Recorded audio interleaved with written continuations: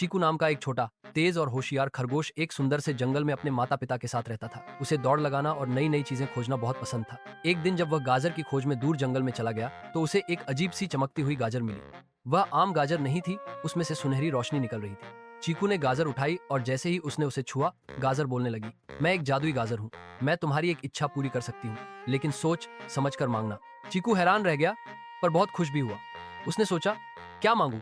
कुछ देर सोचने के बाद वह बोला, मैं चाहता हूँ कि मैं जंगल का सबसे तेज जानवर बन जाऊं, ताकि सब मुझे देखें और तारीफ करें। जादुई गाजर मुस्कुराई और बोली, ठीक है, अब से तुम हवा से भी तेज दौड़ सकते हो।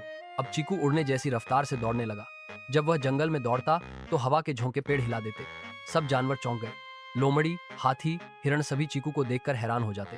पर कुछ दिनों बाद चीकू में घमंड आ गया। वह सबको नीचा दिखाने लगा। वह कछुए को चिढ़ाता, अरे धीरे चंद, चलो रेस लगाते हैं, हाहा। वह हाथी से कहता, तुम तो चल ही नहीं सकते, बस खाते ही रहते हो। धीरे धीरे सारे जानवर उससे दूर हो गए।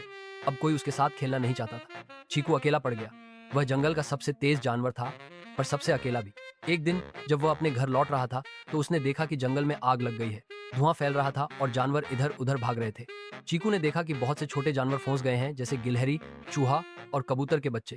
उसे समझ आया कि अगर वह चाहता तो सबकी मदद कर सकता है। उसने अपनी तेज रफ्तार का इस्तेमाल किया और एक एक कर सभी जानवरों को बाहर निकालने लगा। वह पेड़ों के बीच से दौड़कर गया, बच्चों को उठाया, उन्हें सुरक्षित स्थान पर छोड़ा। आखिरकार आग बुझा दी गई और सभी जानवर सुरक्षित थे। अब सब जानवर चीकू को फिर से पसंद करने लगे।